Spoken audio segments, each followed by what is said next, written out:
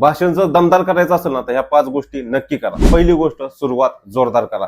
पहिल्या 10 सेकंदामध्ये लोकांचं लक्ष वेधून घ्यायचं। एखादं धक्कादायक तथ्य किंवा स्टोरी सांगून द्यायची जेणेकरून लोकांना तुमच्या भाषणाबद्दल कुतूहल निर्माण होतं। फक्त बोलू नका, आवाजामध्ये चढ उतार असणं खूप गरजेचं आहे। महत्त्वाच्या शब्दांवरती जोर द्यायचा आणि त्या ठिकाणी पॉज घेणं पण खूप गरजेचं आहे जिथं तुम्हाला वाटतं हा महत्त्वाचा पॉइंट आहे। लोकांना आपलं भाषण बोर त्याच्यामुळे होत नाही, आवाजामधला चढ उतार एवढा महत्त्वाचा असतो।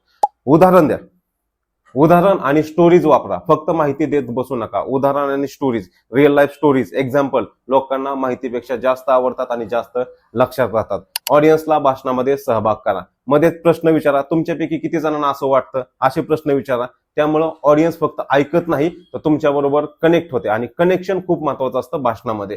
5वं आणि शेवटचं सांगतो, शेवट असा करा की लोकांना लक्षात राहील। मी माझ्या ट्रेनिंग मध्ये पण सांगत असतो, शेवटचे 20 सेकंद खूप महत्वाचे असतात। त्याच्यामध्ये स्ट्रॉंगेस्ट मेसेज द्या, शायरी करा, चारोळी द्या, कविता सांगा, लोकांना आव्हान करा। या सगळ्या गोष्टी केल्यानंतर आपलं जे भाषण आहे ते टॉपला जाऊन एंड होऊन जातं, लोकांच्या लक्षात राहतं। एक गोष्ट लक्षात घ्या, दमदार भाषण म्हणजे जास्त वेळ बोलणं नाही, कमी शब्दामध्ये लोकांच्या मनावरती राज्य करणं असतं।